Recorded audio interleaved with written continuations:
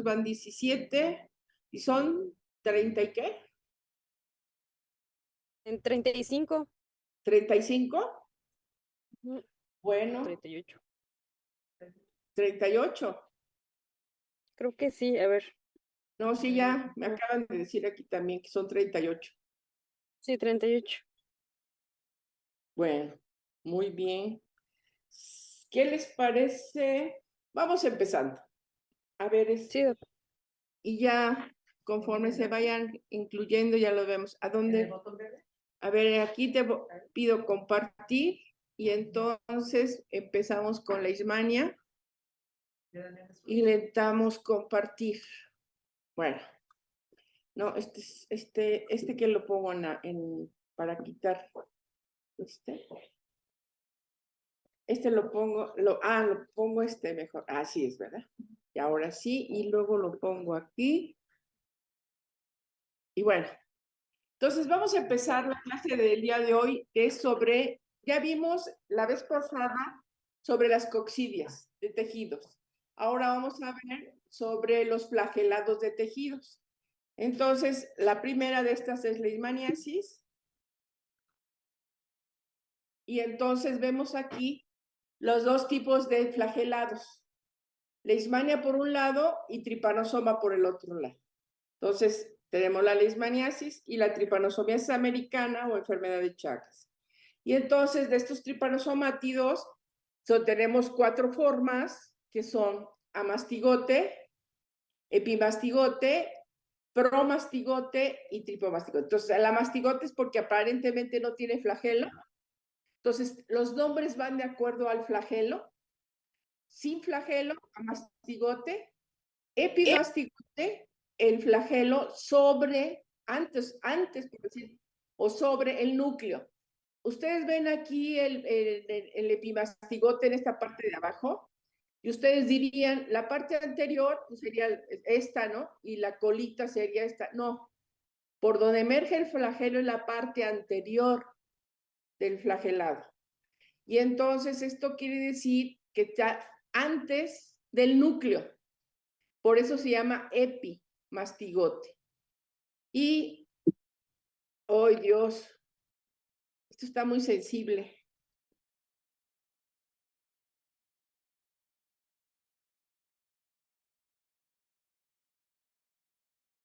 Entonces, promastigote, que es el que tenemos al lado superior del lado derecho, es precisamente antes del núcleo. Y si ustedes se dan cuenta, lo ven ahí muy cerca del flagelo, ¿sí? Y entonces, el que se llama quiretoplasto, de donde sale el flagelo. Entonces, por eso se llama porque está antes de. Vuelvo a insistir, el flagelo que parecería la colita posterior, no, es la parte anterior.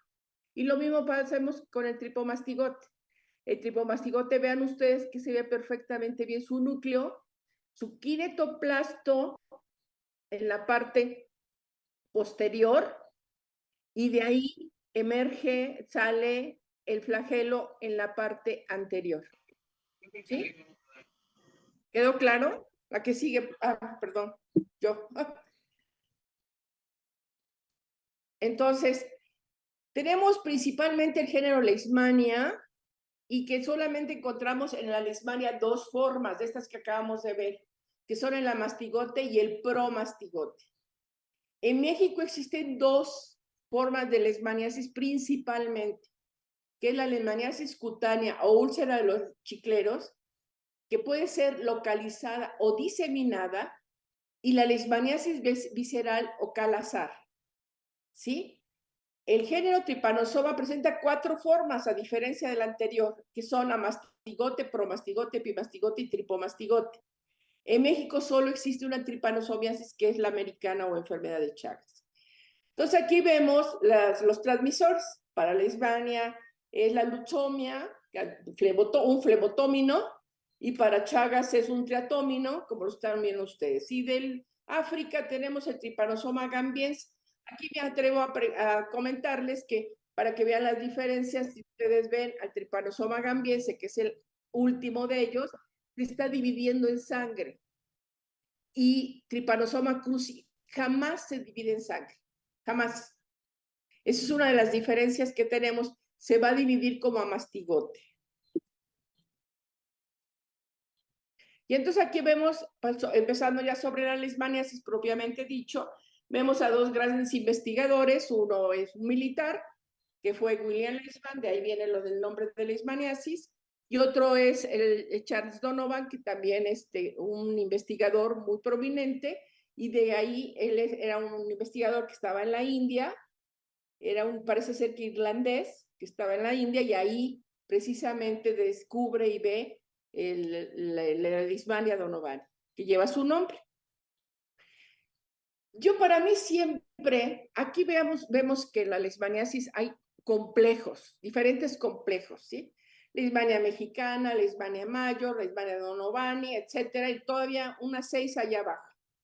Para mí, como estudio Chagas lo que he visto es que dependiendo del triatómino, tenemos un ciclo, perdón, un cuadro clínico más acentuado hacia un lado y hacia otro. Luego vamos a hablar sobre Chagas. Yo también creo que el flebotomo o allá en Europa y Asia, como lutzomia aquí en las Américas, dependiendo de la especie, vamos a tener los cuadros clínicos.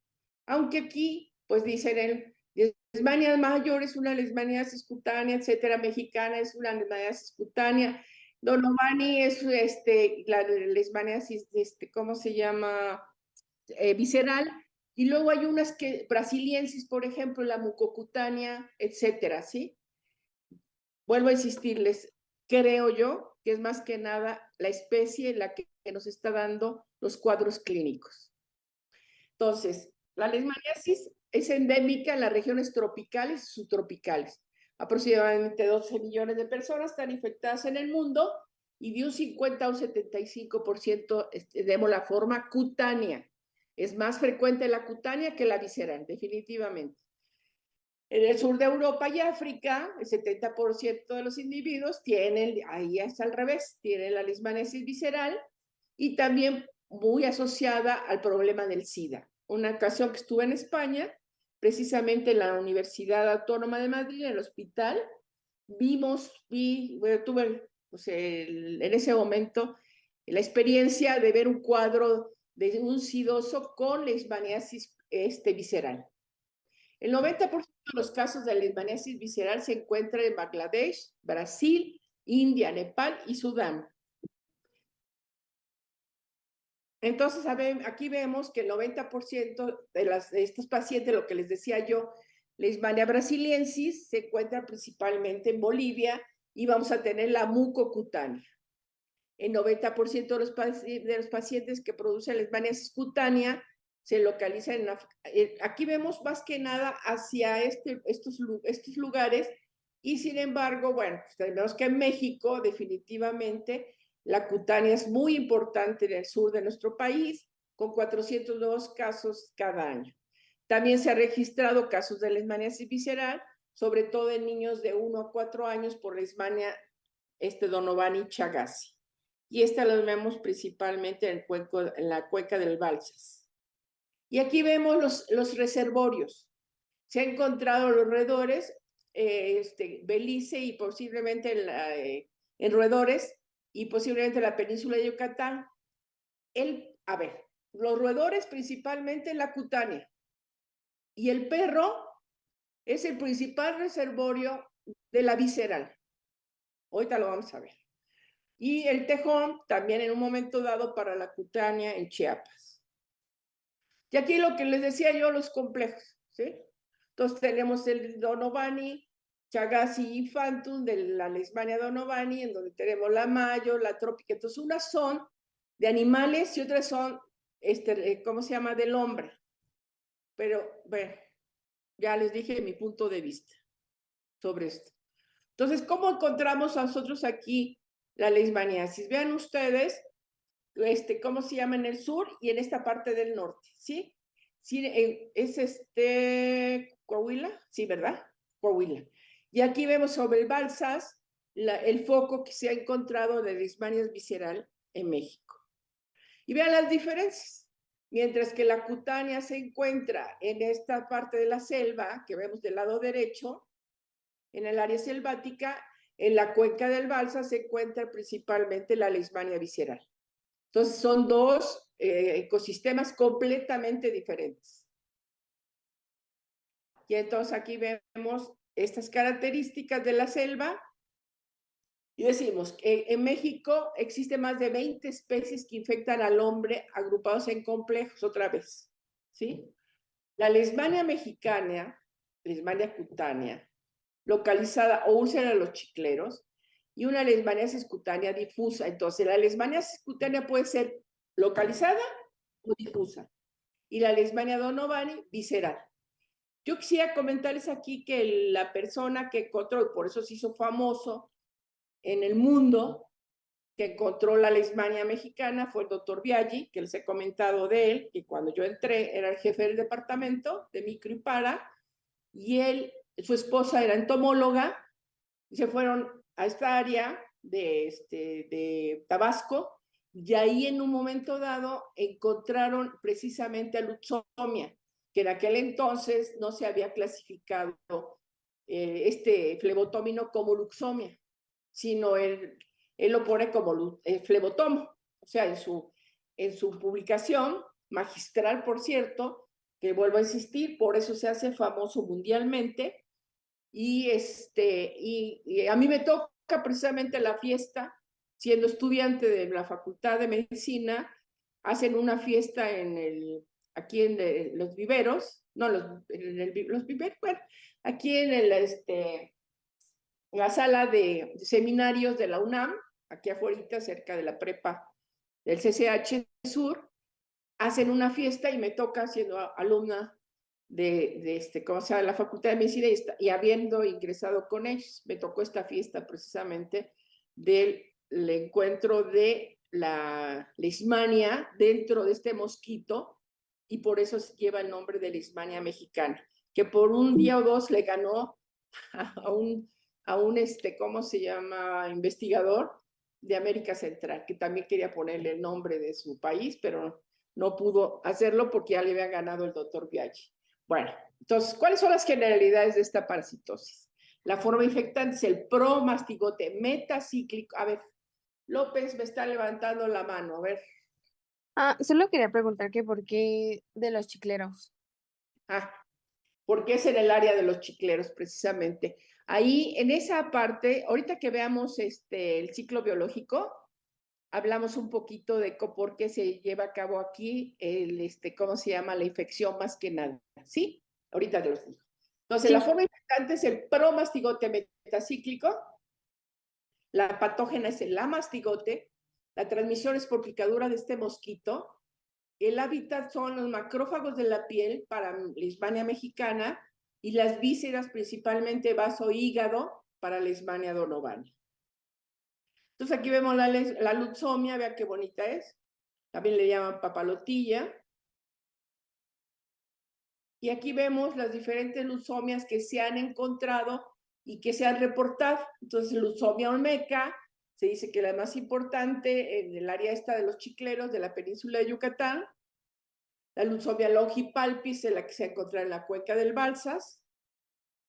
Y lo que les decía yo, vean ustedes, aquí podemos ver que son diferentes especies, aunque sea el mismo género, y que nos dan cuadros diferentes, ¿sí? Luxomia cruciata, cutánea en Oaxaca, y Luxomia diabólica en el noreste de México. Y ahí vemos al parásito del lado derecho, que es un protozoario flagelado, que va a ser intracelular dentro de nuestro organismo y dentro de los reservorios que no son humanos. Y entonces, este promastigote que vemos allá arriba, que la forma infectante es promastigote metacíclico, es fusiforme, mide de 12 a 20 micras, y su flagelo es anteronuclear. Acuérdense lo que hemos platicado. Y el amastigote es pequeño, como ven ustedes, de 2 a 5, de 3 a 5, de 2 a 5 a 3 a 5 micras, y es sin flagelo aparente. Claro, si lo ven a la microscopía electrónica, se ve un microflagelo que sale del parásito. Entonces aquí vemos del lado derecho A ver si no es muy sensible esto y me lo cambia. No, los grandes son núcleos, como ustedes saben, y estos pequeños que ven aquí, adentro de la célula, estos son los amastigotes, ¿sí? Y del lado derecho, del lado izquierdo, perdón, y del lado derecho son los promastigotes que son se ven en cultivo. Ahí los vemos. Aquí vemos nuevamente al promastigote, a la leishmania, y abajo en microscopía electrónica de barrido. Entonces aquí vamos a empezar con su ciclo biológico.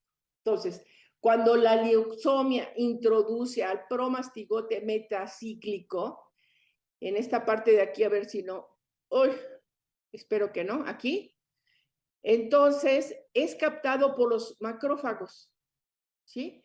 Entonces los macrófagos dentro de él invaden estas células retículo endoteliales, primero de la piel, y entonces, pues por los macrófagos de la piel, por supuesto, y entonces ahí vamos a tener una división de este parásito, se va a reproducir dentro de estos macrófagos y después estos, aquí la mezclaron los dos, ¿cómo se llama?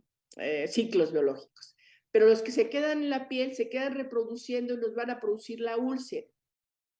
Entonces viene un mosquito que no está infectado, toma esos macrófagos con esos amastigotes, los ingiere y los transforma primero en promastigotes o premastigotes precíclicos.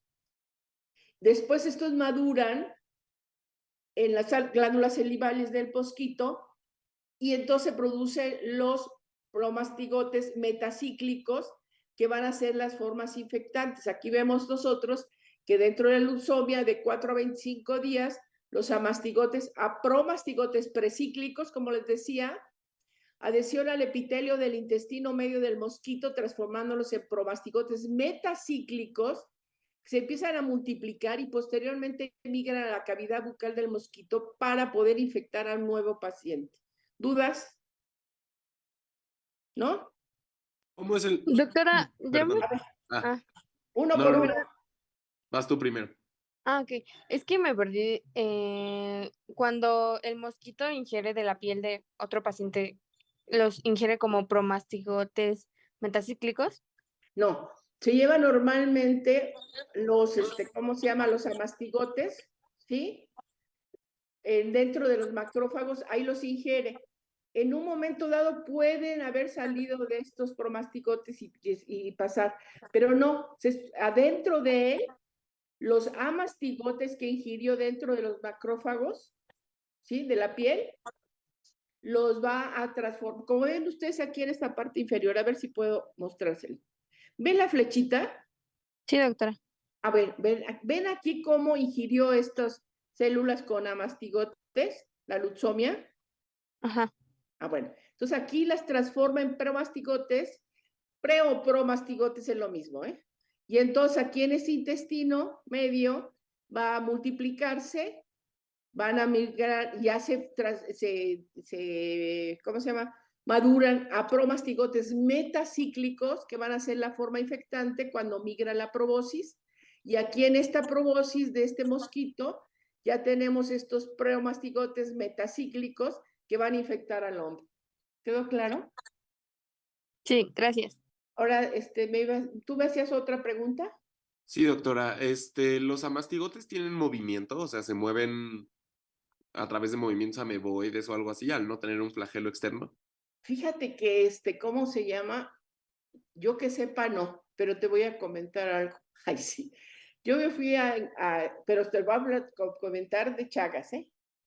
Yo me fui ¿cómo se llama? Hacer mi año sabático, hice un estudio sobre el calcio para Trypanosoma cruzi y lo que hacíamos era infectar cardiomiocitos. Y entonces, según la literatura, el amastigote no podía ingresar al cardiomiocito. Sin embargo, nosotros demostramos que sí puede entrar el amastigote, aunque en un momento dado, pues no me lo quería creer el doctor con el que fui a hacer el año sabático. pero que yo sepa que tienen movimientos ameboides, no lo sé. Nunca lo han descrito que yo sepa, ni lo he visto. ¿Sí? Como las coccidias, ¿no? Las coccidias en un momento dado se alargan y entonces empiezan como tipo de movimiento ameboide para poder penetrar. Estos aparentemente no. ¿Sí? ¿Quedó Vale, claro? doctora, gracias. Entonces aquí vemos la patogenia y la patología. Va a haber una destrucción de las células del sistema fagocítico mononuclear, va a haber un proceso de inflamación, va a haber una reacción granulomatosa tipo tuberculoide. Esto va a ser en la piel. ¿Sí? Y entonces, ¿cómo lo vamos a ver? Desde el punto de vista de la patogenia. Bueno, aquí la visceral, para compensar esta destrucción, aumenta la producción de células, por eso va a haber una hepatosplenomegalia. Acuérdense que cualquier parásito o cualquier agente de este tipo entra a nuestro organismo y lo primero que va a haber es una respuesta de tipo inflamatoria. Eso ya lo sabe para todo. Bueno, y entonces el parásito intracelular evade la respuesta inmune. ¿Se acuerdan que les dije cómo le evadía las coccidias? Ahora vamos a ver cómo le evade los flagelados. En este flagelado, se localiza en la vacuola parasitófora y se fusiona con el lisosoma, o sea, va a haber una unión fago-lisosomal. Y va a sobrevivir el parásito por su lipopolisacárido, por la es un lípido y proteico, ¿sí? Y su betaloproteasa GP63. Por estos dos, el parásito es capaz de, ¿cómo se llama?, de sobrevivir, ¿sí? Y con eso va a bloquear el estallido oxidativo del macrófago. Y por lo tanto, el macrófago queda limitado en funciones y en la presentación de antígeno. ¿Por qué? Porque el parásito va a tener así la capacidad de reproducirse dentro del macrófago, ¿sí? Y entonces, la fiebre en la leishmaniasis visceral se debe a la liberación del factor de necrosis tumoral, por lo que los macrófagos infectados y que activan, por esto van a activar al centro termorregulador. O sea, al destruir va a haber una liberación y entonces de estos macrófagos infectados que van a ir a activar el centro termorregulador. Y entonces, a ver, hoy Dios no quiere, ahora no quiere. Bueno, vamos a seguir con la patogenia. Entonces, los promastigotes al ser inoculados entran en contacto con los macrófagos otra vez, con las células dendríticas o monocitos circulantes. Esta adhesión, volvemos a lo mismo, por el GP63 y por la LPG, van a activar el sistema del complemento. Entonces, esto va a hacer que se fagocite al parásito. Entonces, la activación de ambas vías del complemento aumenta las opsoninas en la superficie del parásito, produciendo así una fagocitosis de este. El parásito utiliza otra vez las mismas contra el ataque del macrófago en el fagolisosoma. En la leishmaniasis cutánea localizada, que es la más frecuente, presenta úlceras únicas o múltiples, redondeadas de bordes indurados con fondo limpio e indoloro. Acuérdense lo que platicamos a diferencia de la úlcera por entabiema histolítica. La entabiema histolítica es dolorosa, sangrante y de crecimiento rápido. Esta es de crecimiento lento, no dolorosa y no sangrante. Entonces aparece 15 a 20 días después de la picadura. Curan en forma espontánea de entre los 6 meses y 2 años, excepto en el pabellón auricular. ¿Quién me puede contestar por qué creen que en el pabellón auricular no se curan esta leishmaniasis? A ver, que digan yo o que callen para siempre. Ahí en la pabellón auricular van a ser unas lesiones crónicas y mutilantes, o sea, se puede caer prácticamente todo el pabellón auricular. ¿Podría ser porque no está tan irrigado? Eso, una es que no esté tan irrigado. ¿Y por qué no está tan irrigado? ¿Por qué? Porque es abundante en tejido conectivo más que nada y pegado a la piel y un poco de tejido adiposo. No, no tanto. En la parte, primero, en la parte superior del pabellón auricular no vemos adiposidad. En la parte inferior sí, pero en la parte superior, que es donde más se encuentra, ¿qué es lo que pasa? ¿Qué diferencia hay entre el pabellón auricular y todo nuestro organismo en cuanto a temperatura? Es frío. Exacto. Tiene un grado menos de temperatura que todo nuestro organismo. Y entonces, acuérdense ustedes que eso en un momento dado puede apoyar y ayudar a que se desarrolle la leishmaniasis y que va a atacar directamente al cartílago. Y si en un momento dado el tejido cualquiera puede ser regresivo, el cartílago no. Una vez destruido el cartílago, no hay forma de regresarse. Y entonces aquí vemos las Doctora, cutáneas. A ver, ¿las úlceras por qué se causan? ¿qué vimos hace O un sea, ratito? ¿Qué hace el parásito? se mete a los macrófagos y hace lisis celular, pero también puede vivir en otras células que no sean macrófagos.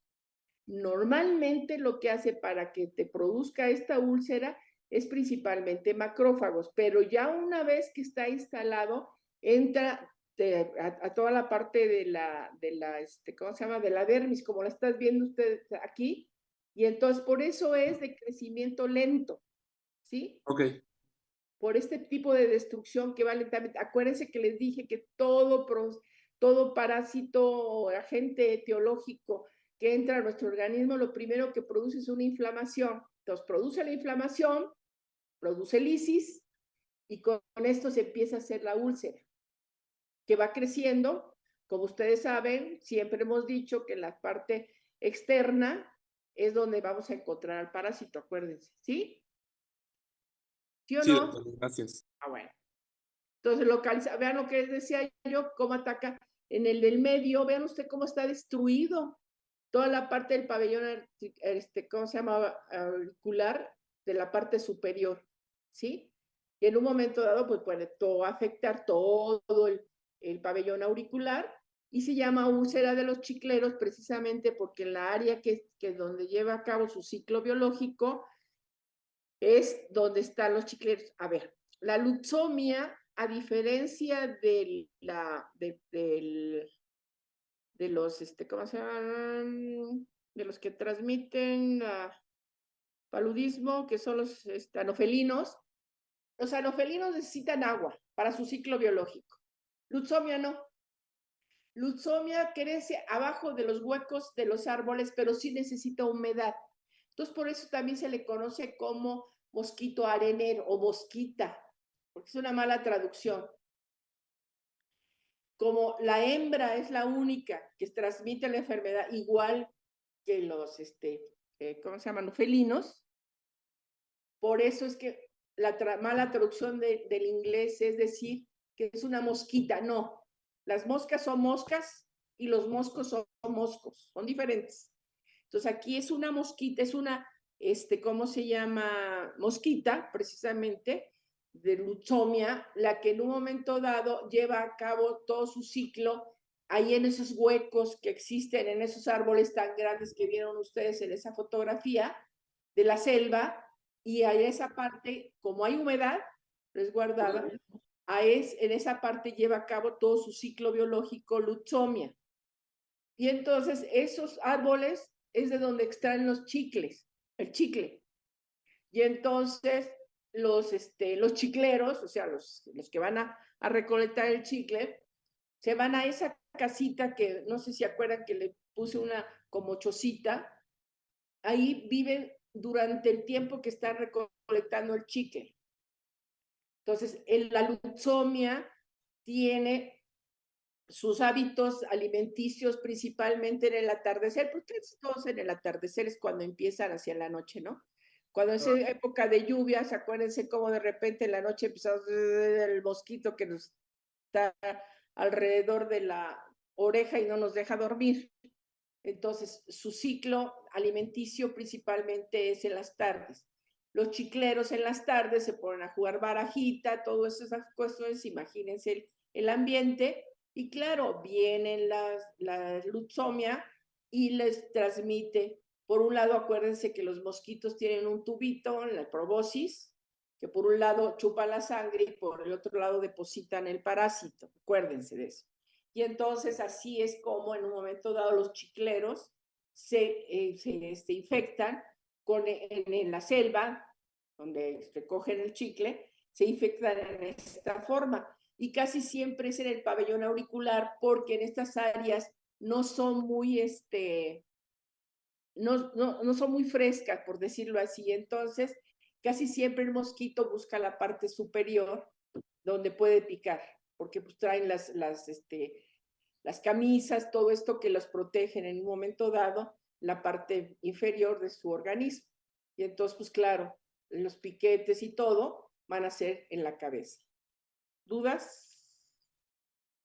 Bueno, este es un tipo de leishmaniasis raro, porque es del párpado, pero sí, yo tuve una muchacha que me ayudó precisamente con lo de Adrián. ¿Se acuerdan que les platicaba yo que nadie quería ayudarme para Adrián?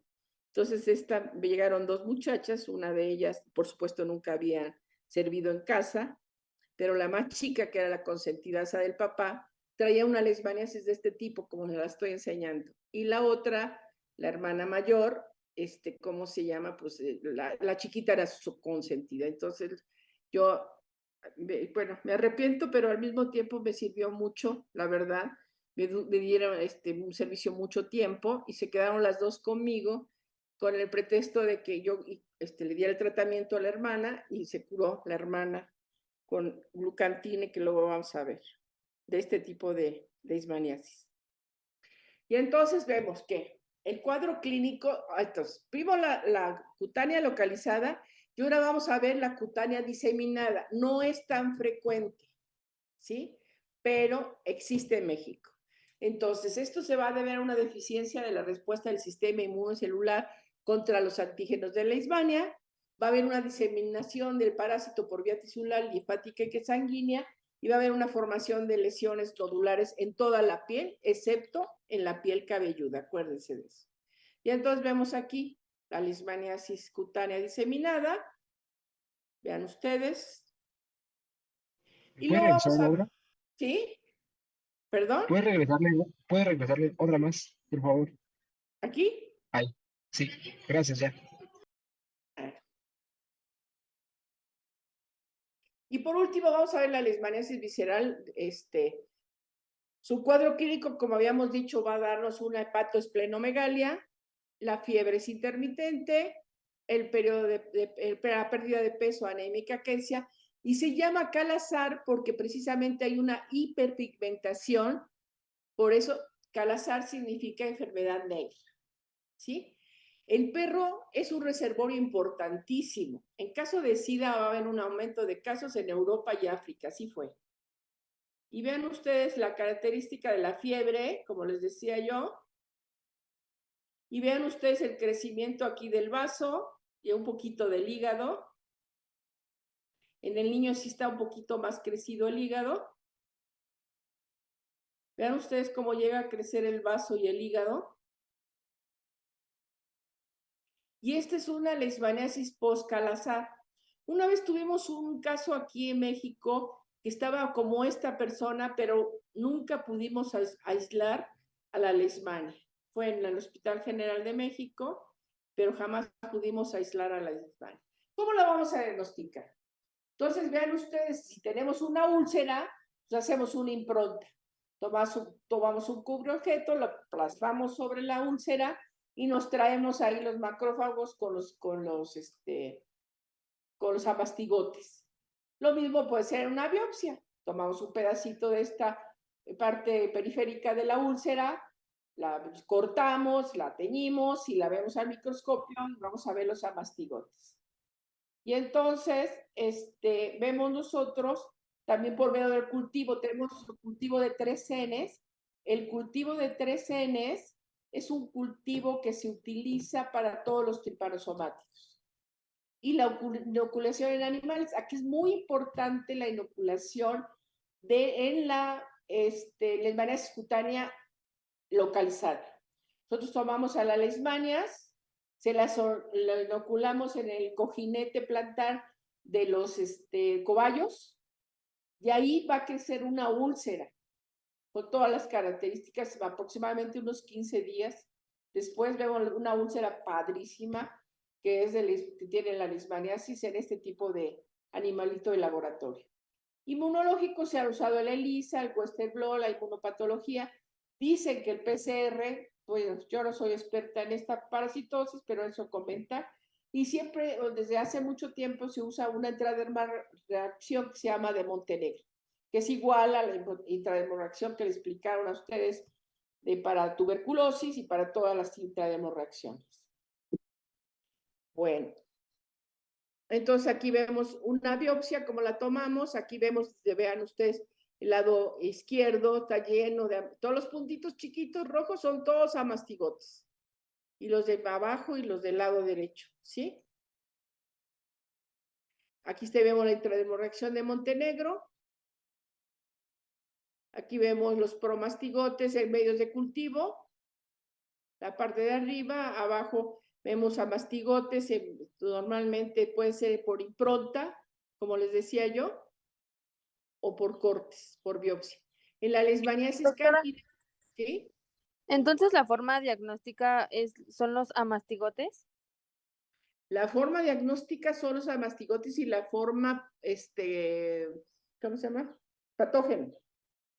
Ah, ok. Sí, Gracias. las dos. Y los promastigotes es la forma infectante. Vean ustedes lo que les comentaba. En la cuenca del río Balsas, que es donde se lleva a cabo por medio de Phlebotomus longipalpis, acuérdense que ya la pasé esa transparencia. En la leishmaniasis, es la leishmaniasis canina, la leishmaniasis visceral. Entonces, el principal reservorio de la leishmaniasis visceral, por eso le llaman también leishmaniasis canina, es y vean ustedes la foto de este pobre perro, también el de abajo. Bueno, se ven lagañosos, que les falta pedazos de piel, y flacos se les salen las costillas. Y ver un perro ustedes en esa forma, y ya pueden ustedes diagnosticar que ese perro tiene leishmaniasis. ¿Cómo lo vamos a tratar? Lo vamos a tratar, como les dije, con antimonio de metil, con el glucantine, que a mí me lo regalaron. En aquel entonces era un doctor que estaba en el INDRE, que era compañero de nosotros de aquí de la facultad, y me regaló el glucantine para tratar a esta muchacha que les comento. Y luego también puede ser el gluconato de antimonio, el pentostam, y la termoterapia. Esta termoterapia la metió mucho el doctor, ¿cómo se llama? El doctor Oscar Velasco. Él utilizaba mucho esto y con pura termoterapia a veces curó a muchos casos de leishmaniasis, ¿sí? Les decía, él trabajaba en el INDRE y pues con eso dio muchísimos casos, sobre todo de leishmaniasis y también algunos casos, muchos de Chagas. ¿Por qué? Porque acuérdense lo que les dije. Si se mete en calor, pues en un momento dado el calor mata a la leishmania, a los amastigotes. Y entonces les voy a presentar una leishmaniasis mucocutánea que algunos dicen que hay algunos que aquí que existe en México, pero realmente no existen reportes como tal que yo sepa, ¿sí? Y entonces estas más bien me las regaló un amigo de Venezuela, que su tesis doctoral fue precisamente sobre la leishmaniasis en general, y la mayoría de las fotos que les pasé del pabellón auricular también eran de él, y estas también eran de él. Vean ustedes cómo la mucocutánea destruye el cartílago principalmente de la nariz y del paladar. Y estas personas que tienen esta leishmaniasis se tienen destruido precisamente el cartílago de la nariz, como ven ustedes incluso en la parte inferior del lado izquierdo. Vean ustedes cómo puede llegar a invadir, ¿cómo se llama? El del lado derecho inferior y el lado superior tiene totalmente destruido el cartílago de la nariz. Otros casos. Aquí vemos diferencias entre la cutánea entre la mucocutánea del lado derecho, que en un momento dado nos puede dar Leishmania brasiliensis. Vean ustedes otros casos de la visceral, la mucocutánea y la cutánea, que están muy feos, ¿verdad? Pero bueno. Y aquí dejamos de compartir esto y dudas. ¿No hay dudas? Bueno, ahora voy a empezar a hablar sobre la enfermedad de Chagas, como les decía a sus compañeros, antes de que ustedes llegaran, les estaba yo comentando que nada más son, ¿cómo se llama? 90 y tantas transparencias. Les vuelvo a insistir.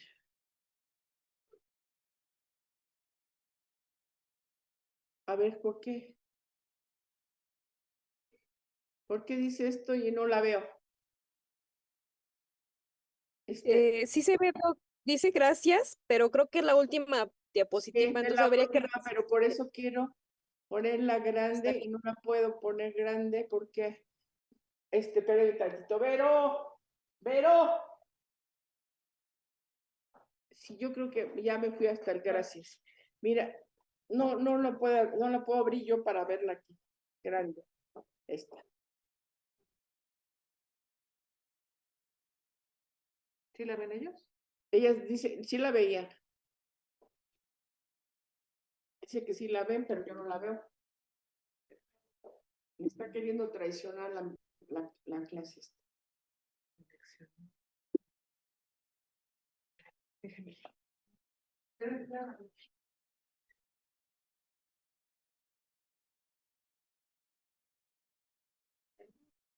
Ay, de que no, se supone que tengo que compartir esta clase y tengo que llevarla a la hora, pero yo no la veo grande. La quiere ver grande.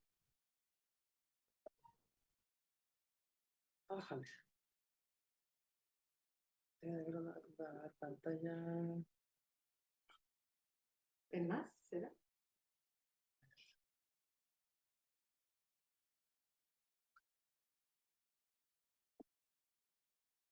Ahí está. No, esa es la anterior, No, que ya la acabé. ¿Esa ya la podemos Ya, borrar? esa la puedes borrar si quieres. Ahora esta. es esa y nos vamos al nos O vamos sea, a- presentación, ¿no? Nueva presentación. Sí. Pero a ver si ahí la ven ustedes. Pero desde el principio. Sí, doc, Sí, pero doctora, ahí se ve, pero se ven el gracias. Entonces, gracias. Eso nos sí, ponemos como Regresarlo. a la primera. A ver, déjame dejar de compartir y nos vamos a la primera. Denos un segundo, chicos. ¿Dónde está? Esta. ¿Es esta? Ahora nos vamos a la primera. Es que no me deja la primera. Quiero regresarle eso con la fecha, ¿no? Déjame ver, compartir.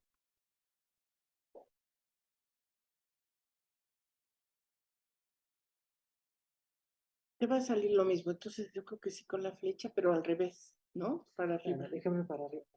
Ujú.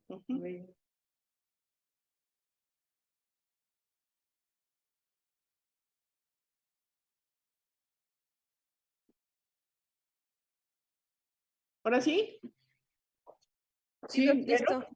¿Eres? Bueno, entonces ya vamos quedó. a ver les decía yo a sus compañeros al principio que llevamos más de 50 años trabajando en el campo, esta enfermedad, y por lo tanto, pues, cuando ustedes digan, ahí le paramos, ¿eh? Entonces vamos a ver esta enfermedad que pues, es la enfermedad que a mí me ha dado muchas cosas en esta vida y entonces por eso es que, ¿cómo se llama? Tengo tantas transparencias sobre ella y bueno, vamos a empezar.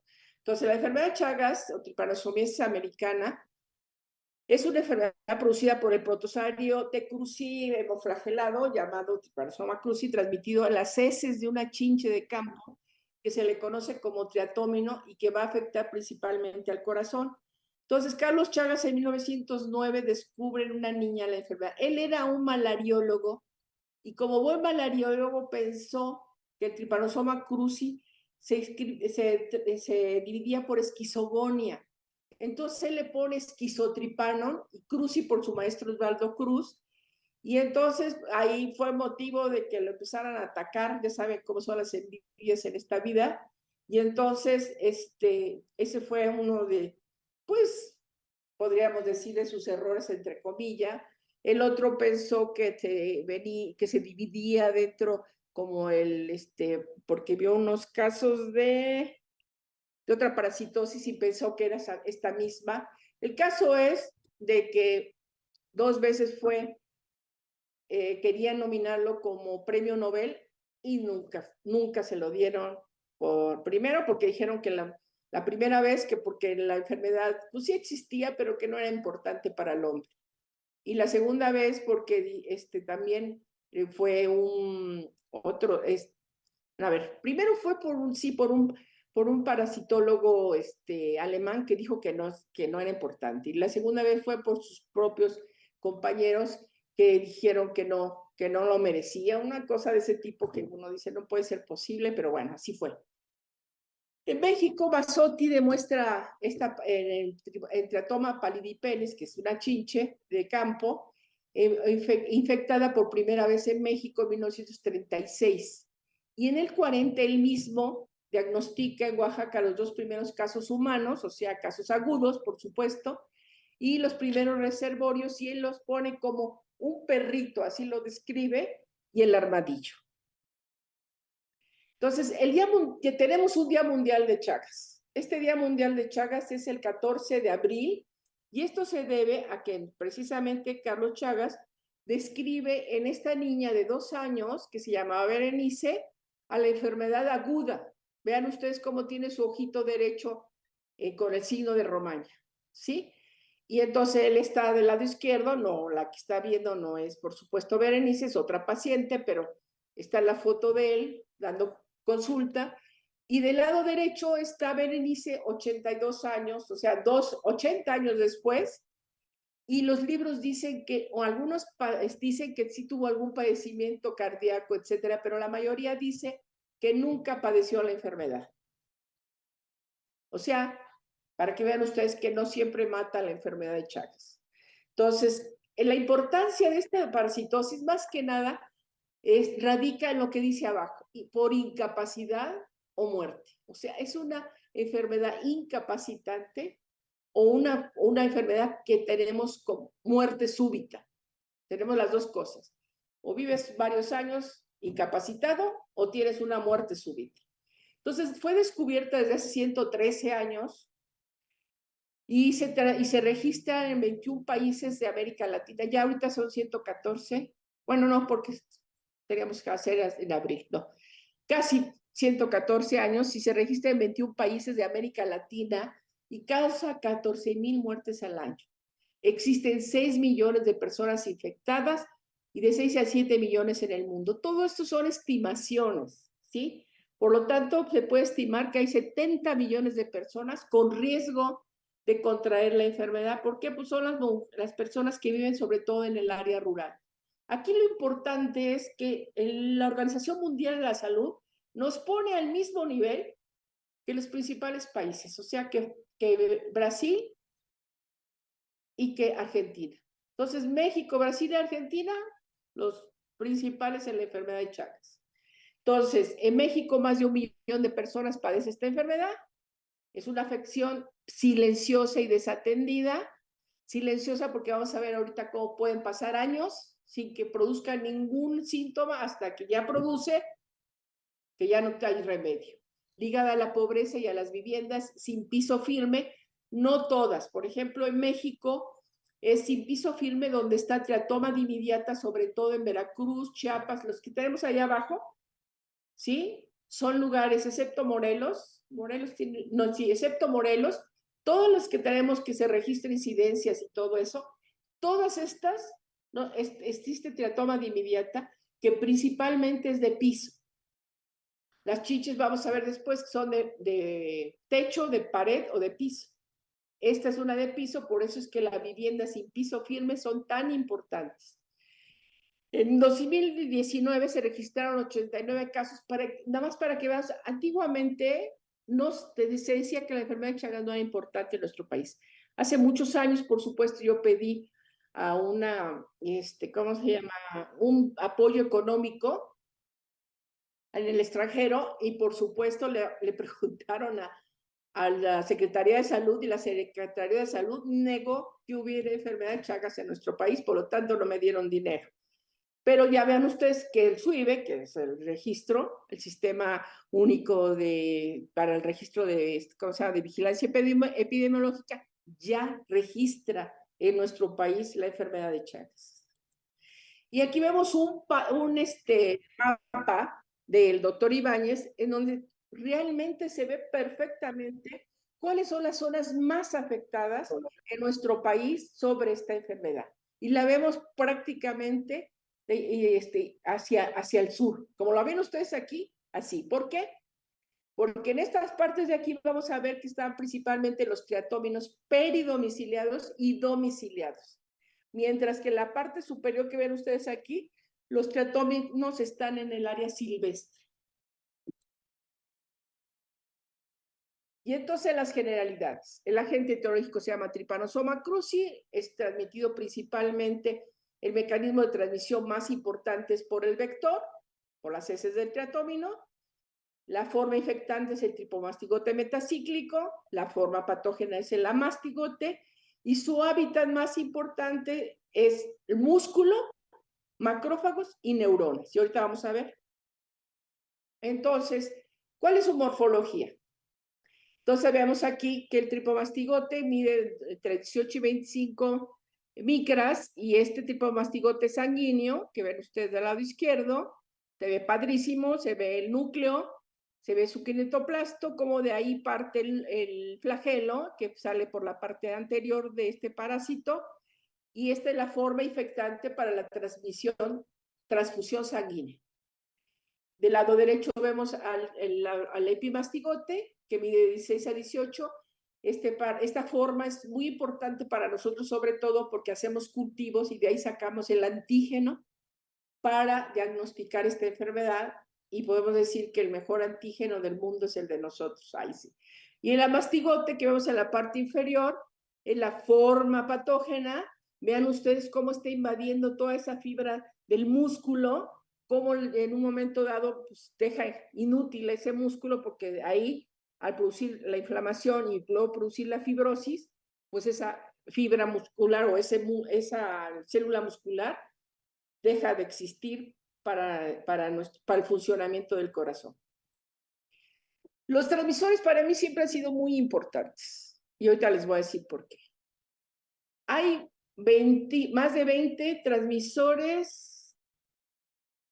En México, vean ustedes, tenemos 8 géneros con 32 especies. Podemos decir que somos uno de los países más ricos sobre los transmisores de esta enfermedad.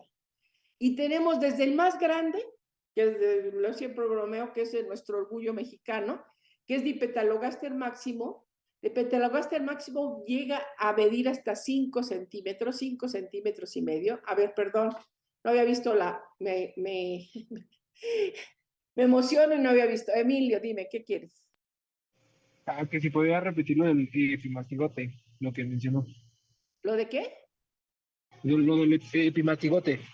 Lo del epimastigote, ¿dónde está el anterior? ¿En esto? Sí, por favor. Del lado derecho, les decía yo, los epimastigotes son muy importantes para nosotros, porque de los cultivos de sacamos precisamente nuestro antígeno, el antígeno para el diagnóstico de la enfermedad, y hacemos principalmente el método de ELISA, que lo vamos a ver después, y nuestro antígeno tiene la facultad de que no cruza con el antígeno de Leishmania. Entonces, a diferencia de muchos antígenos del mundo, incluso una vez tuvimos un estudio con nos mandaron a una persona de la Organización Panamericana de la Salud para hacer estudios sobre nuestros antígenos, y definitivamente el único que no es base de él, sí cruzaba con Leishmania, con el género Leishmania, y los otros no. Entonces, por eso decía yo que para nosotros es muy importante, porque este antígeno, bueno, ya después a ver si nos da tiempo de hablar más sobre él. O sea, ¿con eso satisfaces tú? ¿Sí? Sí, Eso es sí, todo. muchas gracias. Bueno, entonces les decía yo que los transmisores, tenemos el más grande que es Dipetalogaster máximo. Este Dipetalogaster máximo existe, o Dipetalogaster maximus, como quieran, es igual, que existe desde La Paz, allá en Baja California de Las Paz, a Los Cabos. Nada más se ha encontrado ahí, ¿cómo se llama? En Baja California Sur, y es un transmisor muy grande, que les decía yo, y se llama Dipetalogaster porque tiene 2 estómagos, entonces es capaz de succionar, puede llegar a succionar más o menos unos 5 centímetros de sangre, precisamente por esta capacidad, los adultos. Y además en su probóscis tienen antígenos que pueden llegar a producirlos con la saliva, su saliva tiene muchos alergenos y puede llegar a producir hasta choque anafiláctico por él. ¿Sí? O sea, pero nada más existe por allá, en el norte. Pero en toda la República tenemos, como ven ustedes, 19 triatomas del género, triatoma, 6 del género Mecus, 2 del Pastróngilos, etc. Entonces tenemos la más grande, que es Dipetalogaster, que la vemos aquí, y la más chica, que es Belminus. O sea, la más grande llega a medir 5 centímetros, la más chiquita medio centímetro. Entonces tenemos los 2 extremos en nuestro país. Belminus en el sur, por supuesto, y Dipetalogaster en el norte. Luego también tenemos el complejo que se llama de Mecus, que son 6, que es muy interesante porque está sobre ¿cómo se llama? Sobre el Pacífico. Y sobre el Pacífico empezamos desde Chiapas, Oaxaca, todo esto, y vamos viendo diferentes especies de mecus según vaya subiendo el área geográfica, ¿no? Entonces tenemos hasta abajo un tipo de mecus y hasta arriba otro tipo diferente de mecus, pero todos ellos son peridomiciliados. Y aquí tenemos la foto de los que nosotros consideramos más importantes. Los 2 del lado derecho los hemos encontrado dentro del domicilio, aunque también se pueden encontrar en el peridomicilio, pero lo más importante es que están dentro del domicilio. Y la del lado izquierdo es la que encontramos, por ejemplo, en Cuernavaca, en todas estas partes, y en el estudio que hicimos nosotros en la jurisdicción 2 del estado de Morelos, eran peridomiciliadas. Sin embargo, en los últimos años hemos visto que Guerrero, una doctora, la publicó que encontró esta misma especie intradomiciliada en Guerrero.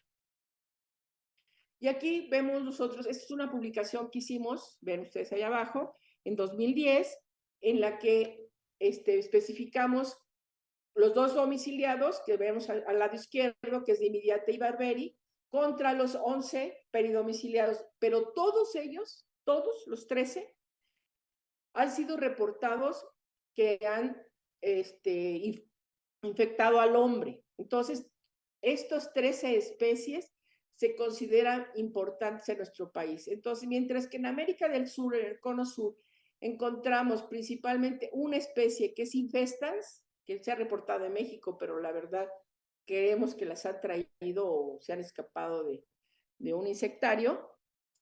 Y en los países andinos y en América Central hay 2, que son Rhonius, que la vemos que hay también aquí en México, aquí la vemos abajo, Rhonius y Dimidiata, en América Central y en los países andinos. Entonces se han hecho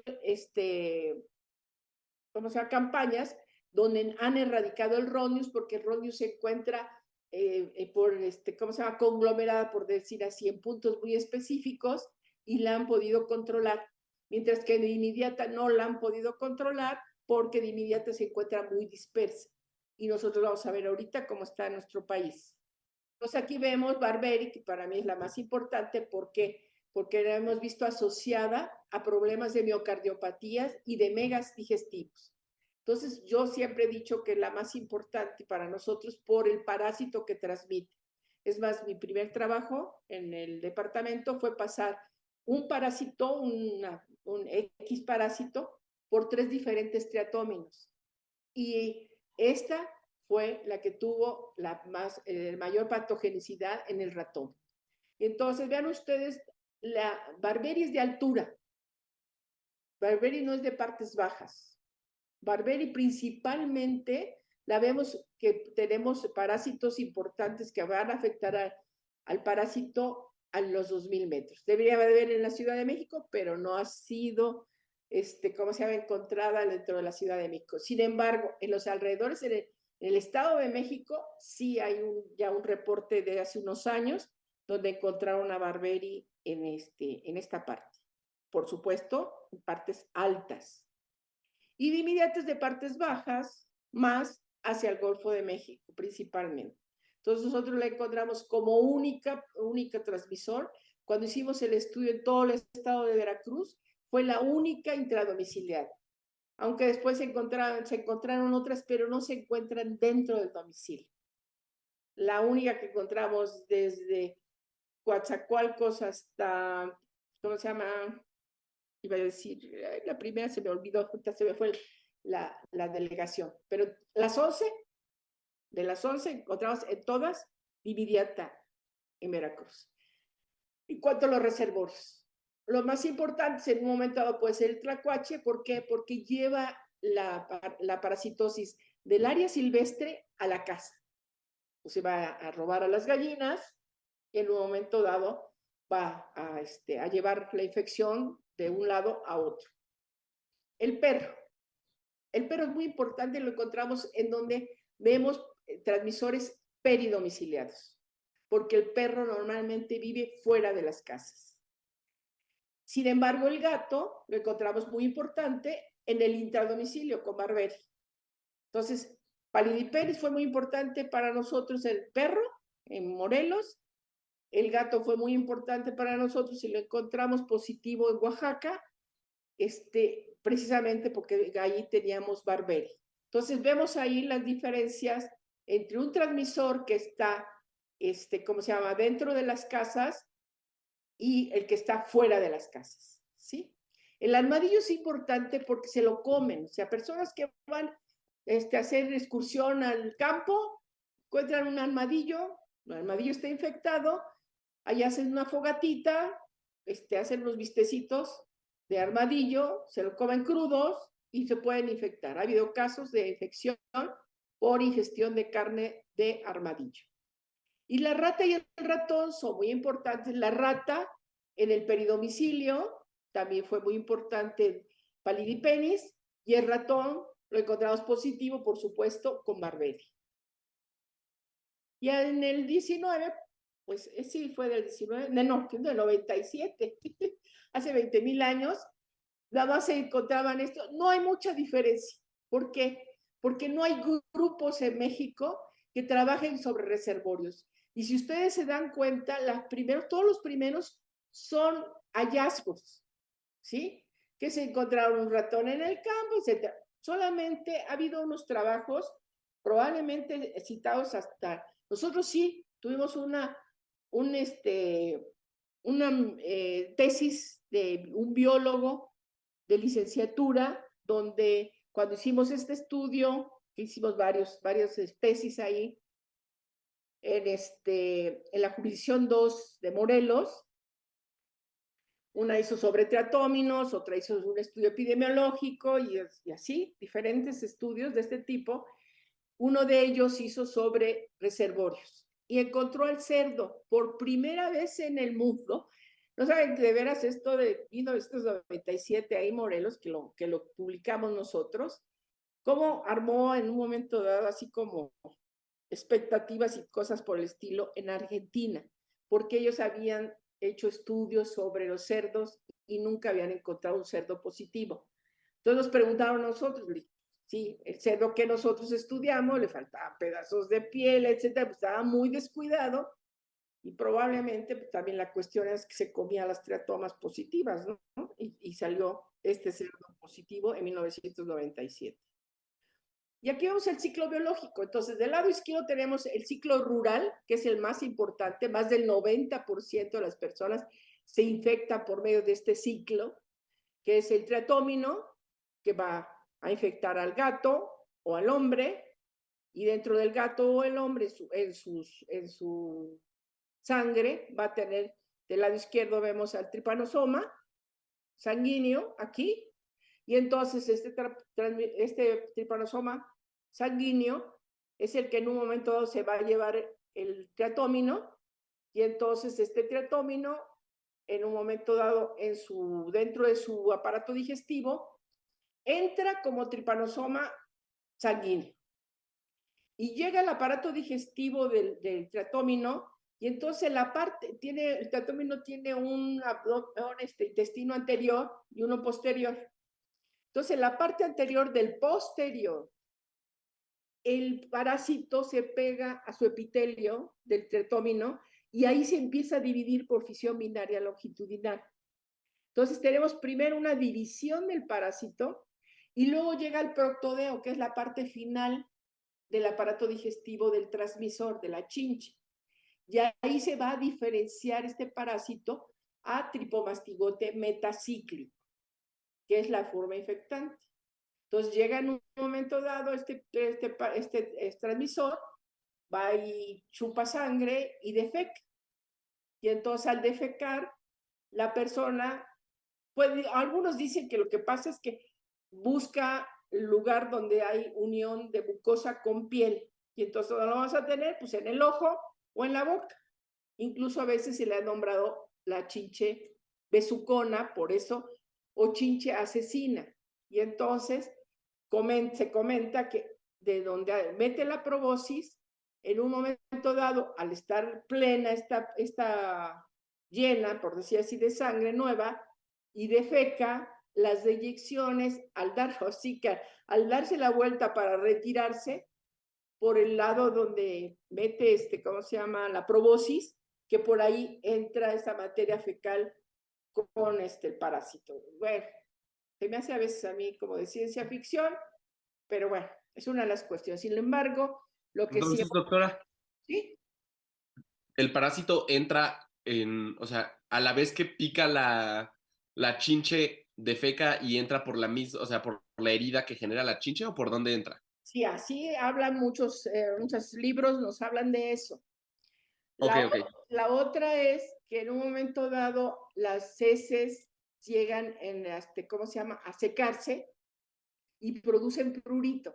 Se produce el prurito porque es un material que se seca, ¿sí? Como cualquier otro. Y entonces se produce el rascado precisamente por esto, porque se produce comezón o prurito, ¿sí? Entonces, bueno, como sea, el chiste es que el parásito entra a nuestro organismo y entonces es captado por los macrófagos, ¿sale? Y ahí nos quedamos en el ciclo rural. Luego tenemos el ciclo urbano, se le llama también chaga rural, ¿eh? El ciclo rural también se le llama chagas rural, y al ciclo urbano que vamos a ver ahorita se le llama chagas urbano. Este está dado por la transfusión sanguínea, pues de forma infectante, por supuesto, es el tripomastigote sanguíneo, como lo vieron ustedes aquí, que les dije, o también, o por transfusión, o por trasplante de órganos.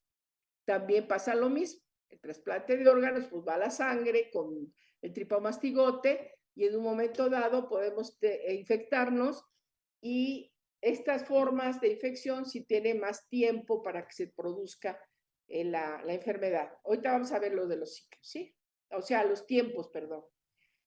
Entonces, por transfusión sanguínea y por trasplante de órganos se les conoce como chagas urbana. También tenemos la transmisión que le llaman transmisión directa o, bueno, connatal en un momento dado, que puede ser, fíjense bien, de la abuela a la madre, o sea, la abuela padecer la enfermedad, la madre recibir el parásito, pero no, porque hay transmisión transplacentaria, la madre recibe el parásito, pero no tiene enfermedad, y la madre transmitírsela al hijo o a la hija, o sea, al nieto o nieta de esa señora. Esa puede ser una, o la otra directo de la madre al hijo, ¿sí? Eso no se ha descrito en México, eso se ha descrito en los países sudamericanos. Y luego tenemos un ciclo silvestre, que se supone que así se inició hace 20,000 años esta enfermedad, en donde el transmisor directo al animal silvestre, y así se llevaba a cabo, como ven ustedes aquí, ay Dios, aquí está, como ven ustedes aquí, este ciclo, ¿sí? Que es el silvestre. Pero de aquí puede pasarse esta chincha a la casa y bueno, llevar la casa al intradomicilio, llevar la infección al intradomicilio. ¿Dudas? Perdón, doctora, pero ¿cuál es entonces la diferencia entre el rural y el silvestre? El rural y el silvestre, porque aquí interviene el hombre y aquí no está el hombre. Aquí nada más está el animal. Este fue como se inició, por decir así. Sí, sí. Conforme el hombre se fue metiendo al espacio de los animales, y donde estaban también las chinches, por supuesto, fue trayéndose la enfermedad para ellos, ¿sí? Ok, entonces el silvestre solo es chinche animal, animal chinche.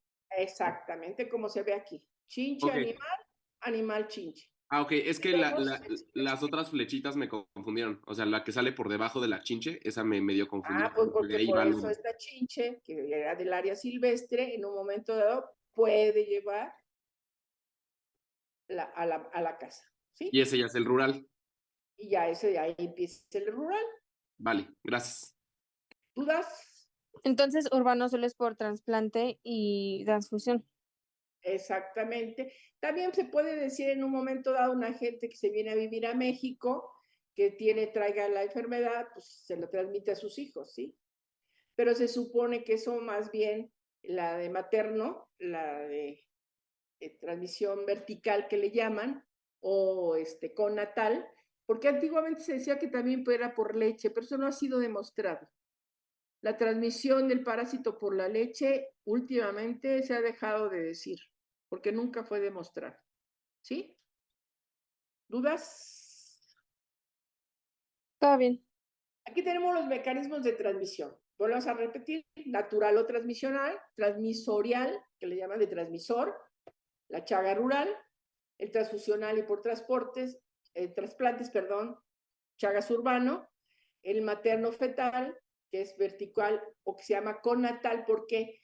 Porque puede transmitir la madre al hijo por la placenta o en el momento del parto, ¿sí? Como vimos también lo del paludismo.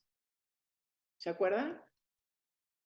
¿O no han visto todavía Sí, ¿ya? Bueno.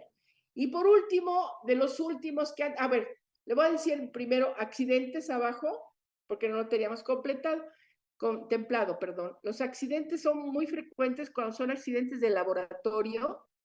En Argentina le pusieron al mejor, bueno, al centro de diagnóstico, así como el INDRE, que es para muchas enfermedades. En Argentina hay uno que es específico para Chagas, que se llama Fatala Chabén.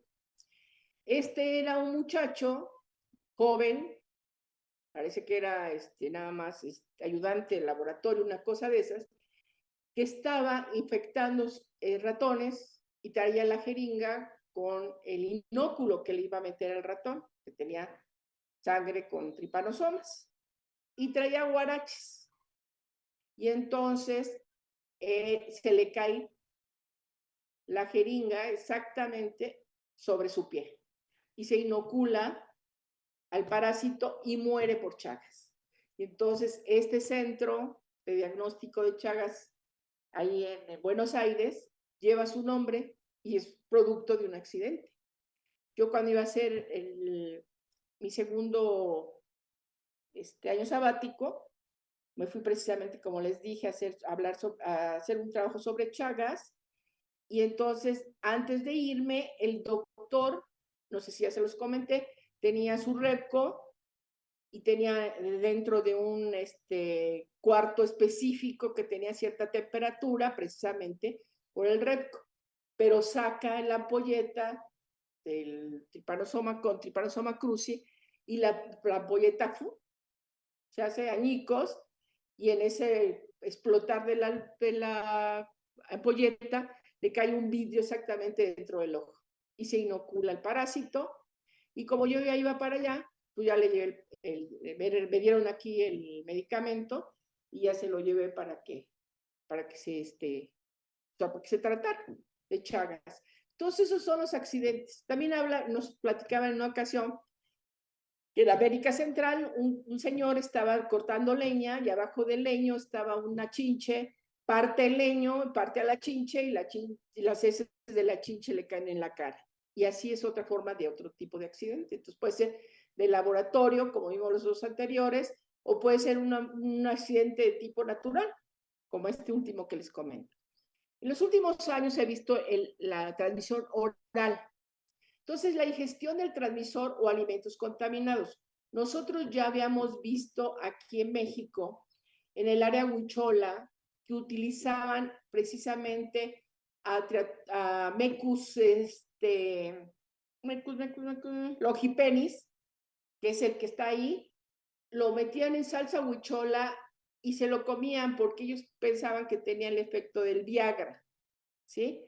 Entonces, nosotros incluso hicimos una publicación sobre esto junto con los que comían también cisticercos. Entonces, hicimos una nota, por supuesto, cuando fui mi primer año sabático, donde describíamos cómo en ocasiones la gente acostumbraba comprar carne de cerdo con cisticercos, pues porque era más barata y porque a veces decía que les gustaba, por un lado, y cómo en un momento dado se comían a las chinches de estos lugares, por supuesto con el parásito adentro. Entonces, este tipo de transmisión oral realmente se ha visto en los últimos años y se ha visto lo siguiente, o sea, bueno, pues el parásito pasa por el estómago, con todos esos ácidos se deben destruir, ¿no?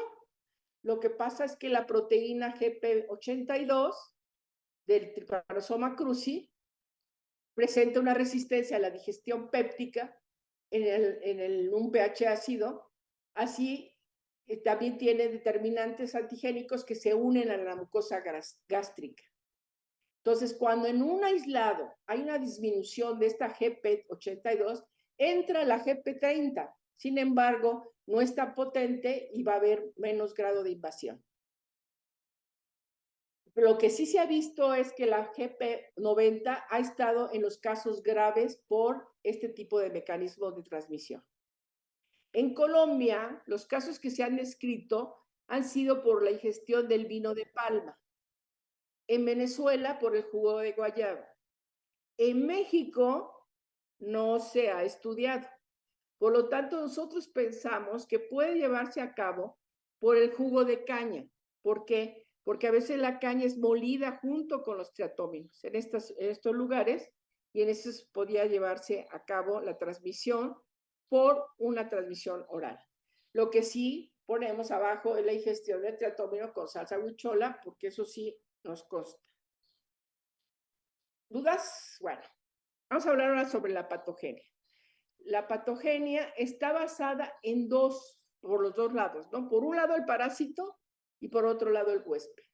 Entonces, como ya vimos, el parásito tiene varias formas, ¿sí? Y entonces, según estas formas, pues vamos a ver pero tiene los mismos determinantes antigénicos, eso sí que quede muy claro, pero sí tiene varias formas.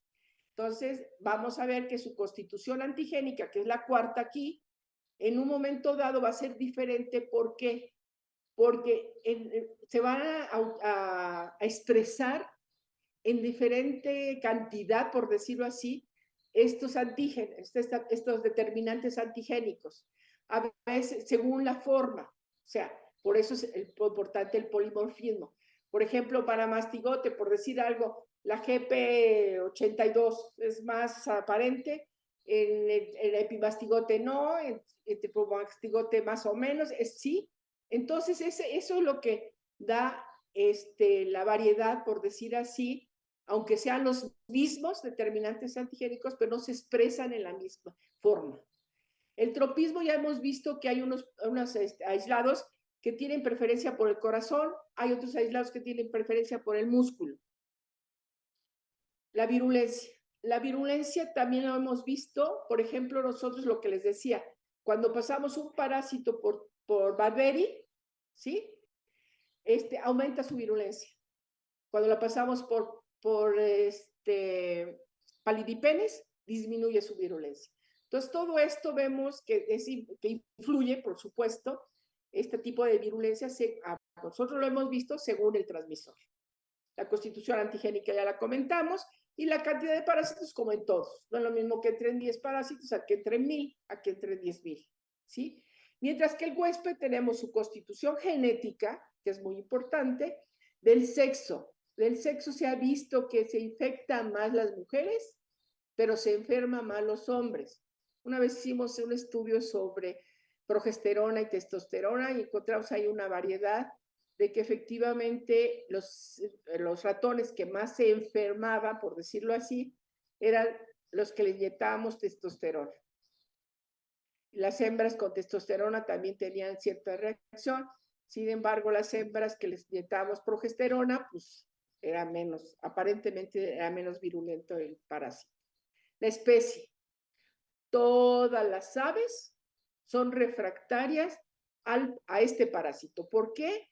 Aunque en esta última dijeron que ya habían encontrado una ave infectada, que quise que bueno. El chiste es que todas las aves son refractarias porque no tienen la vía alterna del complemento. Entonces les llega el parásito y ¡burrum! El complemento se los echa, pero bien y bonito. Entonces, como no tienen la forma de evadir, pues sí, nosotros estuvimos trabajando con palomas. Esta era la tesis de este doctor que les digo que después le regalé mi tesis. Y él infectaba a las palomas hasta con quién sabe cuántos millones y nunca se llegaron a infectar por este hecho. La raza. La raza hemos visto, nosotros vimos mucho más comprometido el corazón en raza oscura, de ahí de esta área de, ay Dios, de Guerrero, donde es la Costa Chica. Si se acuerdan, les comenté que ya incluso empezaron a llamarle a la enfermedad de Chagas ahí, enfermedad de la Costa Chica, por tanto que veían este tipo de miocardiopatía. Las infecciones, se ha visto que mientras más se infectan, los niños sobre todo, que están expuestos a la chinche que los infecta, pues más problemas de la enfermedad pueden llegar a tener. La respuesta inmune, bueno, eso depende de cada uno de nosotros, eso es definitivo. Y el estado nutricional, ya se ha visto que una persona que no tiene una buena nutrición, pues va a tener más problemas con esta parasitosis. ¿Cómo va a entrar el parásito con nosotros? Como siempre hemos dicho, lo primero que viene es la adhesión. Entonces ya entró al macrófago y en un momento dado va a entrar a nuestras células. Cualquier tipo de células, vamos a ver después de qué es capaz de penetrar a cualquiera, menos al eritrocito.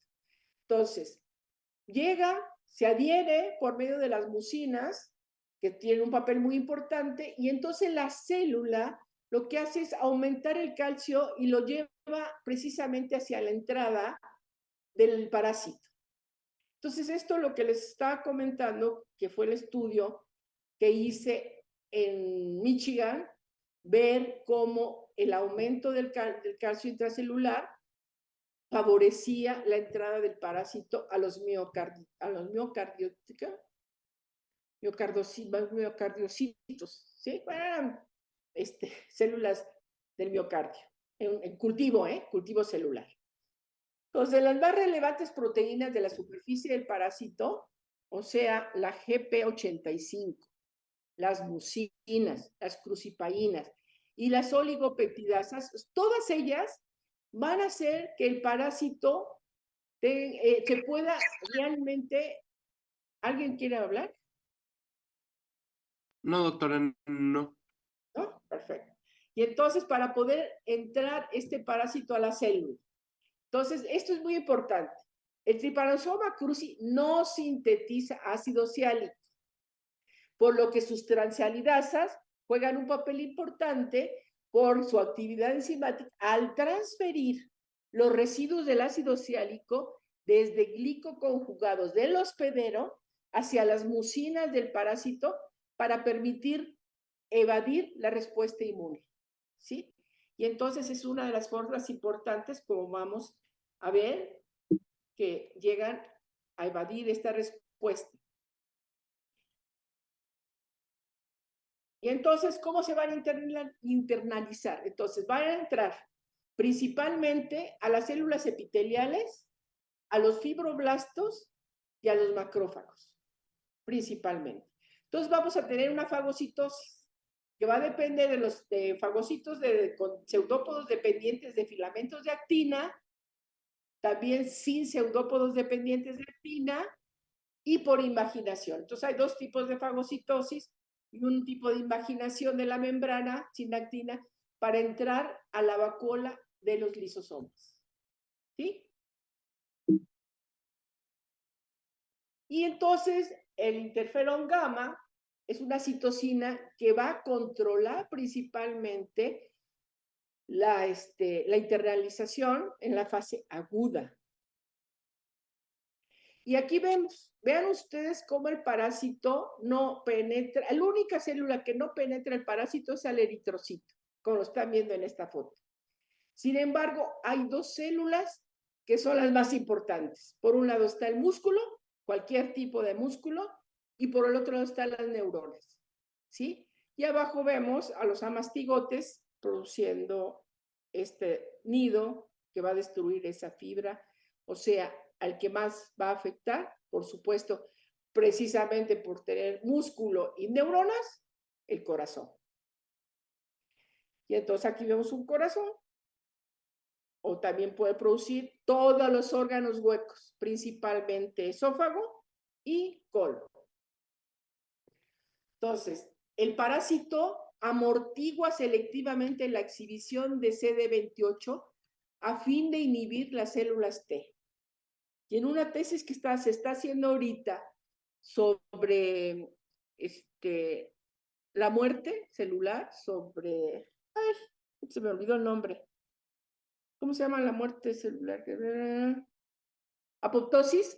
Sobre apoptosis, se ha visto, fíjense qué interesante, que el parásito es capaz, en un momento dado, de disminuir la apoptosis. O sea, para protegerse, lo que hemos platicado toda la vida. Y por otro lado, ya va a salir un artículo de la doctora Bucio, que fue una tesis de una alumna que estuvo conmigo, sobre los pasos de la fase aguda y crónica en el ratón. Y lo interesante es ver cómo de una época, de la 20 a la 40 y tanto así, viene la fase inflamatoria, cómo empieza en un momento dado a producirse el daño y después el mismo organismo, que no va a pasar una patología de este tipo, empieza el mismo organismo a recuperarse. Entonces está bien interesante. Cuando salga esta publicación, espero que salga pronto, yo creo que es muy importante para que vean, porque no nada más sucede en Chagas, sucede en cualquier otra enfermedad que en un momento dado primero empieza la inflamación, empieza toda la destrucción, etcétera, de este daño tisular, y después el mismo organismo empieza a reaccionar y a veces las mismas células que nos produjeron la inflamación, etcétera, etcétera, esas mismas células van a ayudar para regenerar a esos tejidos. De veras, es increíble. Bueno, es así como a veces como de ciencia ficción. Entonces, bueno, vemos aquí que la patogénesis de la cardiopatía hecha crónica, vemos la infección, la lisis del miocito y la respuesta inmunoespecífica. Entonces va a haber una activación de células fagocíticas y citotóxicas, producción de citocinas, TH1, como la interleucina 1, interferón gamma y factor de necrosis tumoral A. Se establece el control de la replicación parasitaria, lo que estoy ahorita comentándoles a ustedes, y en la cronicidad esta respuesta de TH1 se asocia al daño tisular con una respuesta inflamatoria exacerbada, lo que les estaba comentando. Entonces, ¿cuál es la patogénesis? Fíjense que la vemos en la cardiopatía, ¿sí? Entonces, el parásito en sí siempre tiene que estar presente. A veces deja de estar presente, lo vamos a ver después. Pero la importancia es, el parásito presente es el actor principal que nos da una respuesta inmune donde va a haber autoinmunidad y va a haber fibrosis. Esta respuesta inmune va a ser una hipersensibilidad de tipo hipersensibilidad retardada, por un lado, y por otro lado, esta respuesta inmune nos va a dar los anticuerpos y autoanticuerpos. Estos anticuerpos que nos va a dar la autoinmunidad, y la autoinmunidad nos lleva a la fibrosis. Por el otro lado, este mismo parásito nos va a producir en el corazón trastornos autonómicos. O sea, nos va a producir una disautonomía arrítmica. Entonces, acuérdense, aquí afectando a las neuronas, ¿sí? Y aquí, en cierta forma, afectando al miocardio y otras veces no. A ver, vamos a tener trastornos microvasculares, o sea, una trombosis plaquetaria. ¿Sí? Y entonces, ya dijimos, mecanismos inmunológicos, respuesta humoral, anticuerpos y autoanticuerpos, hipersensibilidad retardada, autoinmunidad que nos lleva a una fibrosis. Acuérdense de que al destruir el miocito, el cardiomiocito, por decirlo así, pues, ¿qué nos va a producir? Si lo destruye, pues, va a producir una fibrosis. Entonces, 1, 2, 3, nos va a producir una fibrosis en un momento de mucha área que nos puede llevar, si llega a fibrosar, esa célula, pues esa célula no sirve para nada, ¿no? En cierta forma, porque era una célula muscular que nos estaba dando precisamente la tonicidad. Entonces, de los trastornos autonómicos, la denervación parasimpática por parasitismo neuronal con degeneración y lisis, destrucción de las neuronas. Y entonces, esto nos va a llevar a las arritmias, a la disautonomía y a la dilatación ventricular. Entonces, tenemos un corazón dilatado. Y esto para muchos cardiólogos es lo más importante, porque se van a producir trastornos microvasculares, ¿sí? Entonces, ahí, microvascular, en esa parte, va a haber un incremento de la endotelina por proceso inflamatorio o por la producción de la neuraminidasa por el tripomastigote en esa área. Y entonces vemos que nos va a producir la trombosis plaquetaria. La trombosis plaquetaria no es lo mismo que los trombos intracavitarios, ¿sí? Que quede muy claro. Esta trombosis plaquetaria es in situ, ¿sí? Es microvascular. Entonces, esto nos va a llevar a la isquemia del miocardio por una miocitolisis que nos va a producir los microinfartos, la fibrosis y los aneurismas. Quiero que quede bien claro esto, ¿sí?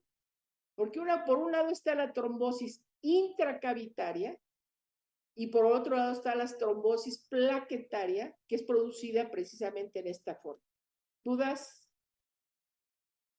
de la patogenia? Entonces, la patología, en la fase aguda vamos a tener parasitemia elevada, parasitismo acentuado en los tejidos y grandes focos inflamatorios, lo que hemos comentado hasta ahorita. Y sin embargo, en la crónica, las lesiones son poco aparentes e irreversibles, pueden llegar a ser o no. La fibrosis peri e intraganglionar y hay una disminución del número de neuronas, ¿sí? Entonces, ¿Afecta al sistema nervioso central, doctora? ¿Perdón? ¿Afecta al sistema nervioso central? En la fase aguda puede llegar a afectar el sistema nervioso central porque, como les dije, que va a toda nuestra economía, en las fases agudas o en los idosos, sí vamos a tener problemas de encefalitis. Y qué, o sea, por ejemplo, ¿qué alteraciones cognitivas produce? No, bueno, eso sí depende de lo que vaya a afectar. En el cerebro, no. Eso es o por una complicación por tener SIDA o por una complicación de la fase aguda. Ahorita vamos a comentar un poquito sobre eso, ¿sí? Ok, vale. Gracias, doctora. Y entonces tenemos las lesiones de nidos en miocardio como consecuencia de la multiplicación, lo que hemos hablado y la multiplicación intracelular del parásito, que nos va a producir una inflamación y una degeneración y lisis celular. Ustedes me dicen cuando quieren que paremos, ¿eh? Me dicen, ya doctor, ya nos cansó Chagas, ya no queremos saber nada. ¿Sale? No oigo. No es que no queramos saber nada, pero pues para continuar el día de mañana, porque pues algunos tenemos que ir a la facultad, doctora. Entonces, pues no Ahorita sé. tiene que venir, bueno. Entonces, Sí. ¿a qué hora se tienen que venir ya? ¿Ahorita? Pues tenemos que llegar a las 2, pero pues considerando que haya gente que hace más de 1 hora de transporte o algo así, pues no sé a qué horas. O sea, chance a las 12:45. No sé qué opinen mis compañeros, la verdad. Estoy de acuerdo. A las 12:45 le paramos. Yo mañana no voy a estar con ustedes. Les va a dar ¿cómo se llama? Les van a poner el examen y nos vemos el lunes. Entonces a las 12:45 paramos y el lunes lo acabamos, ¿sale? Vale, perfecto. Entonces mañana solo va a ser el examen. Una vez terminado el examen Sí, nos vamos y ya. solamente va a ser el examen. Vale, perfecto, doctora. Para que Gracias. lo hagan con calma. No les había hecho que eran 5, ¿cómo se llama? Historias clínicas, van a ser 6, porque creo que es muy importante la sexta.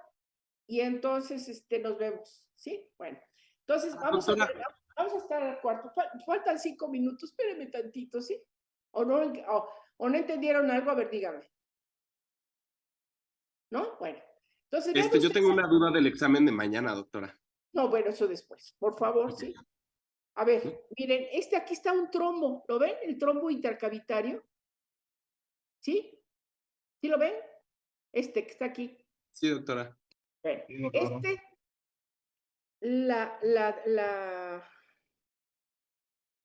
la sangre tiene una forma laminar, en la forma como encontramos nosotros y cómo se está llenando el corazón y vaciando, etcétera, en forma laminar.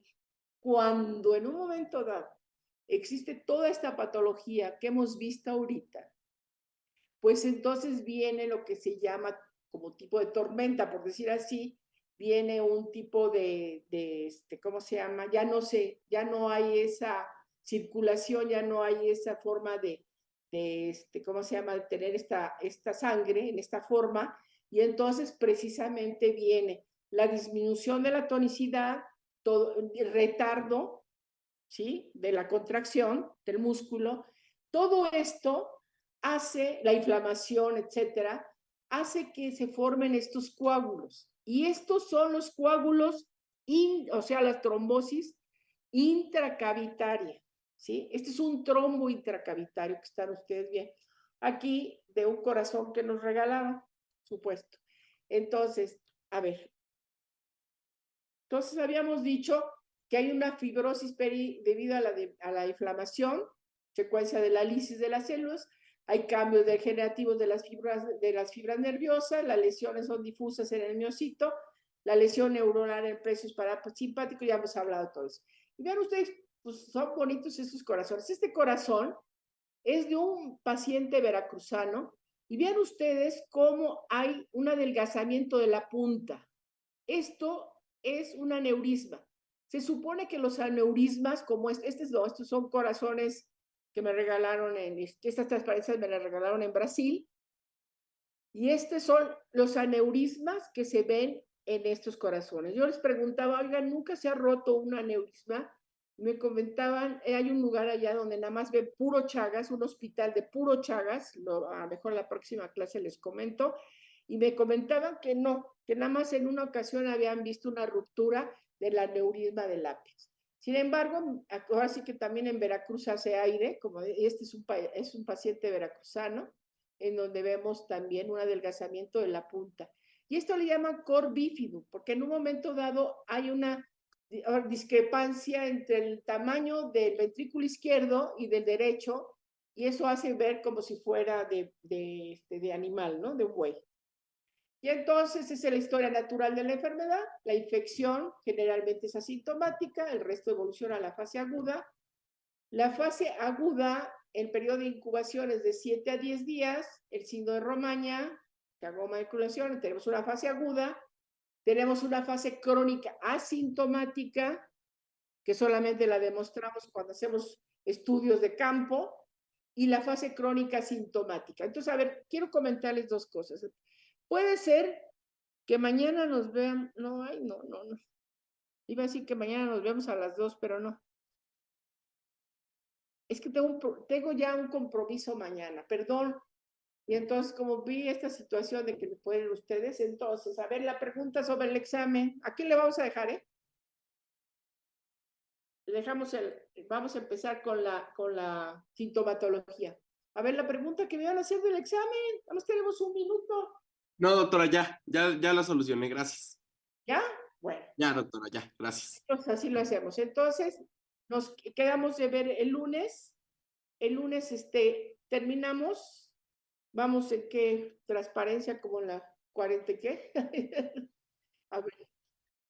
Voy a dejar aquí de compartir para ver qué transparencia. No, aquí dice salir. No me quiero salir. A ver, para ver, bueno, no importa.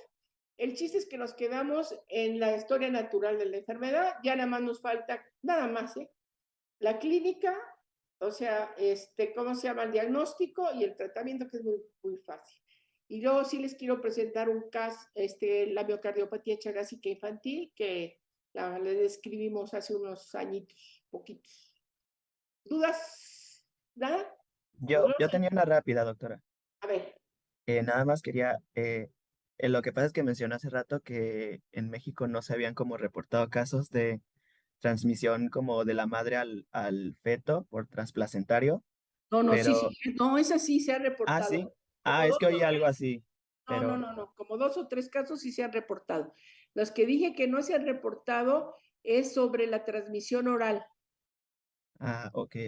Esas sí no se han reportado. De la transmisión transplacentaria sí hay muy poquitos casos, por supuesto, pero sí, de la transfusión sanguínea también hay muy poquitos casos. Nosotros reportamos el primer caso de transfusión sanguínea que duró 20,000 años, y ya después reportaron otro, de un paciente que vino precisamente, que era de aquí, del Distrito Federal, que era chofer de lo que antiguamente sus papás o sus abuelos conocen como la Ruta 100, que jamás había salido del Distrito Federal, pero que había recibido una transfusión en lo que es ahora el siglo XXI, porque había tenido un sangrado de vías digestivas altas, y él es el corazón que les acabo de enseñar. Ah, no es cierto. No, sí. Falleció después, y ese es su corazón, ¿cómo se llama? De este paciente que lo llegaron a internar porque pertenecía al ISSSTE y llegó a López Mateos. Y en el López Mateos nos hablaron, fuimos, ¿cómo se llama? Lo diagnosticamos y después nos dieron el corazón para hacer el reporte de la muerte de este paciente.